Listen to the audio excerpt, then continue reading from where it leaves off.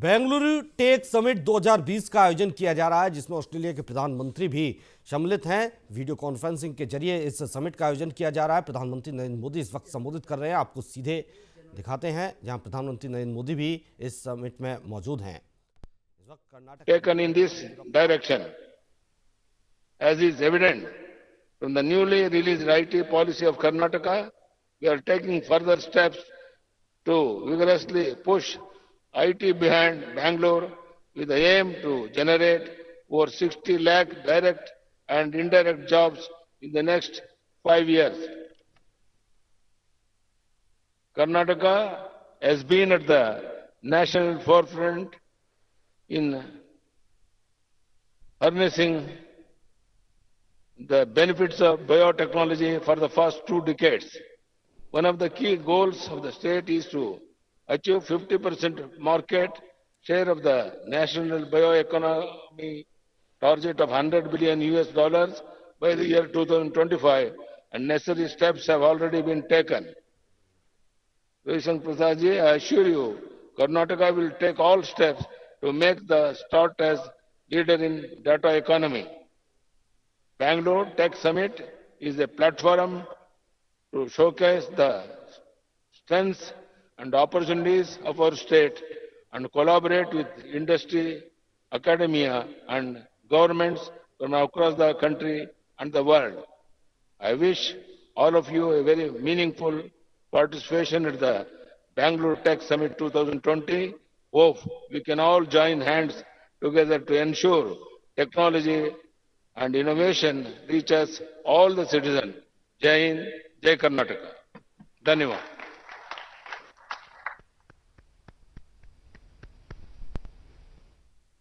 We would like to thank the Honorable Chief Minister of Karnataka, Shri B.S. Yediyurappa, for assuring the fraternity and, of course, the citizens that Karnataka will try and, of course, be a motivator towards the growth of the sector in this part of the world.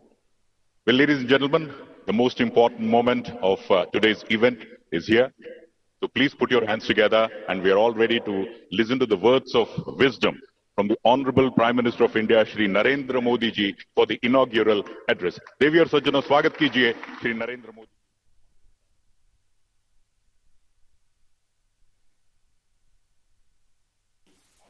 Namaste.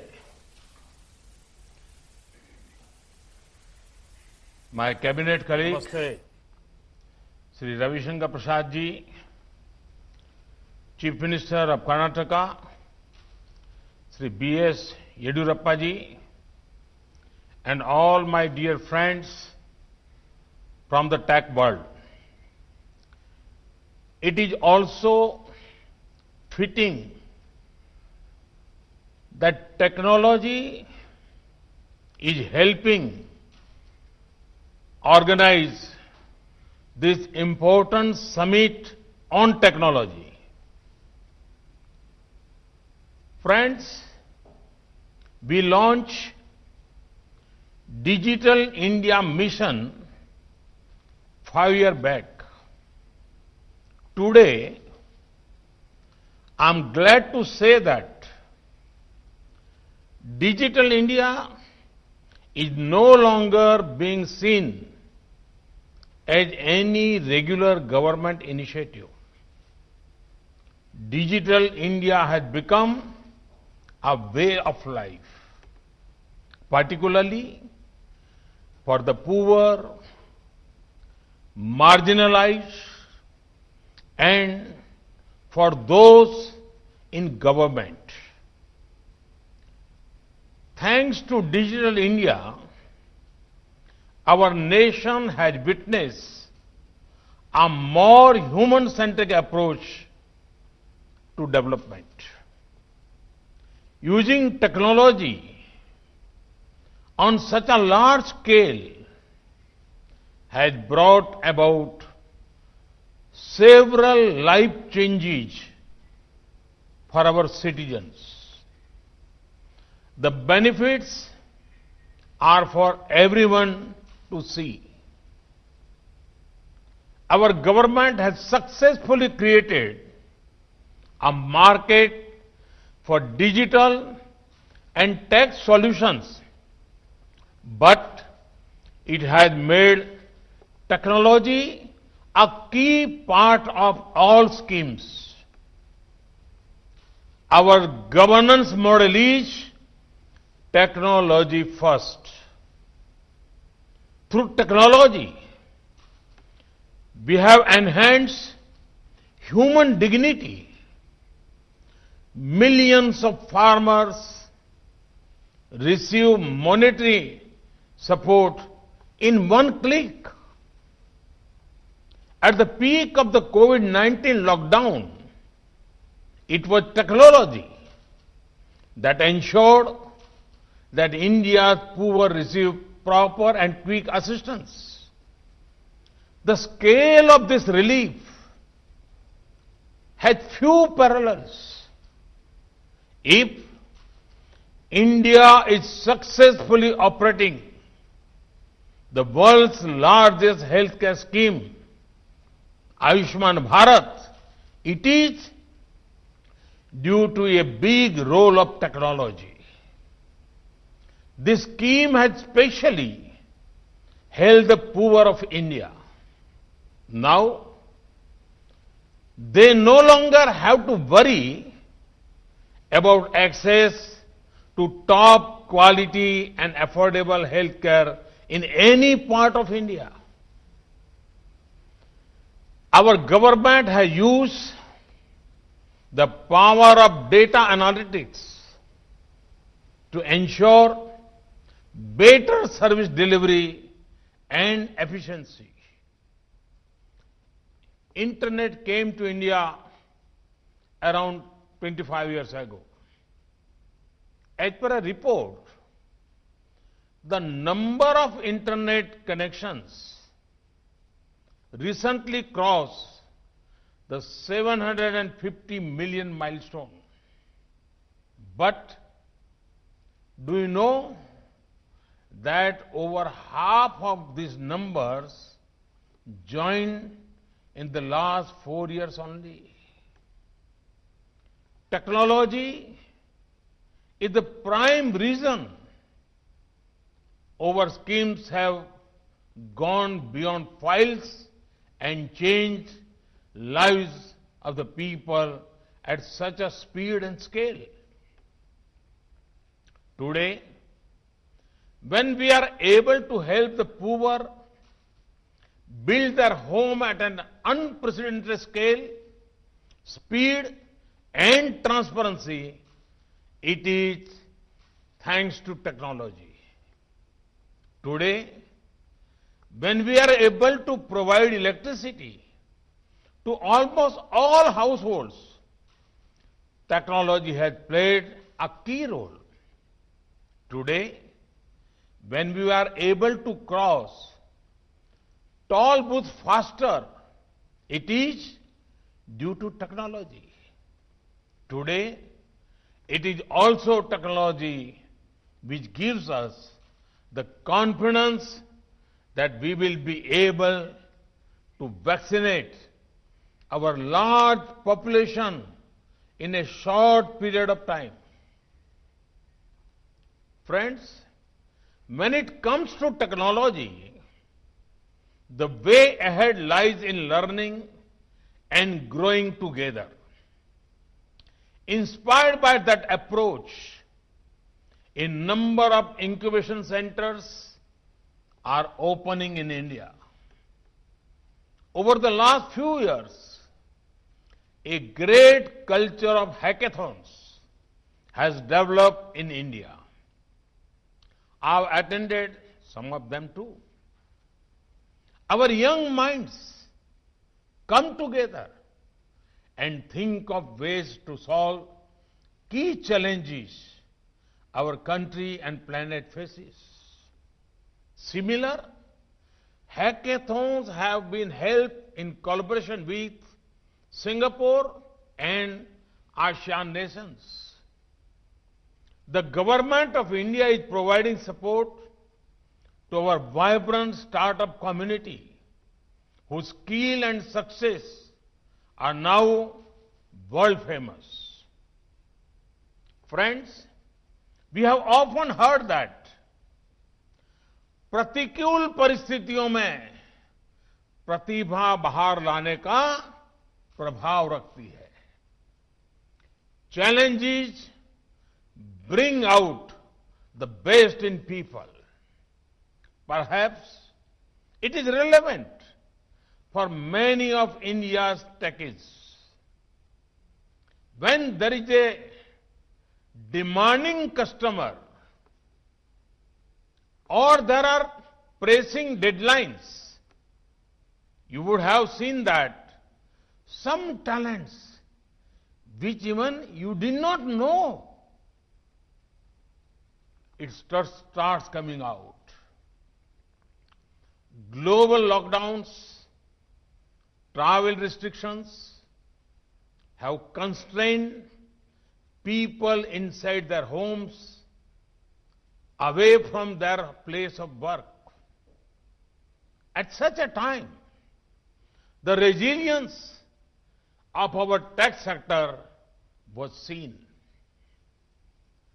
Our tech sector came into action and used tech solutions to keep work going on from home and from anywhere. The tech industry recognized a great innovation opportunity in bringing people together. The COVID-19 pandemic was a bend in the path, not the end. ये तो रास्ते का एक band था, and नहीं. The amount of tech adoption that would not have happened in that decade happened in just a few months. Work from anywhere has become the norm and is going to stay. We will see a high amount of tech adoption in the fields of education, health, shopping, and more. Since I have the opportunity to directly engage with some of the most brilliant minds in the tech world, I want to confidently say, thanks to your efforts, we can certainly make the user experience better using technology to make the physical-digital convergence seamless. We can surely further make the tech tools more user-friendly. Friends, achievements of the industrial era are in the rear view mirror, and now we are in the middle of information era. Future is coming sooner than anticipated. We should quickly say the bygone era thinking. In the industrial era, change was linear. But in the information era, change is disruptive and big. In the industrial era, first mover advantage was everything. In the information era, first mover does not matter, the best mover does. Anyone can make a product anytime that disrupts all existing equations of the market. In the industrial era, boundaries mattered. But the information era is about going beyond boundaries. In the industrial era, sourcing raw material was a key challenge, and only a few had access to it. In the information era, the raw material, which is information, is everywhere in front of us, and everyone has access to it. India, as a country, is uniquely positioned to leap ahead in the information era. We have the best minds as well as the biggest market. Our local tech solutions have the potential to go global. India is at a sweet spot. It is time for tech solutions that are designed in India but deployed for the world. Friends, our policy decisions are always aimed at liberalizing tech and innovations industry. Recently, as you might have heard, we have eased the compliance burden on the IT industry in various ways. Besides that, we have always tried to engage with stakeholders in the tech industry and chart out future-proof policy framework for India. You all are the drivers of this industry. Can we make a conscious attempt to take our product level innovation to the next level? A framework level mindset has the potential to build an ecosystem of multiple successful products. Creating a framework is like teaching many people to fish and also enabling them with a fishing net and a lake of full fish. One such example of a framework level mindset was UPI, BHIM UPI. Conventional product level thinking would have meant we would come out with just a digital payment product. Instead, we provided India with UPI, an umbrella platform where everyone can host their digital payment products and plug in digital payments. This empowered many products. Last month, recorded more than 2 billion transactions. We are doing something similar in the National Digital Health Mission. Some of you may have also heard about the Swamitva scheme. It is an ambitious scheme to give land titles to millions of people in our rural areas. This will also be achieved through technology like drones. This will not only bring an end to many disputes, but also empower people. Once the property rights are given, technology solution can ensure prosperity. Friends, technology is setting the pace for the defense sector to evolve. Earlier, wars were determined by who had better horses and elephants. Then came the era of firepower. Now, technology is playing a very important role in global conflicts. From software to drones to UAVs, technology is redefining the defense sector. Friends, with the rapid increase of tech use, data protection as well as cyber security become very, very important. Our youth can play a big role in devising robust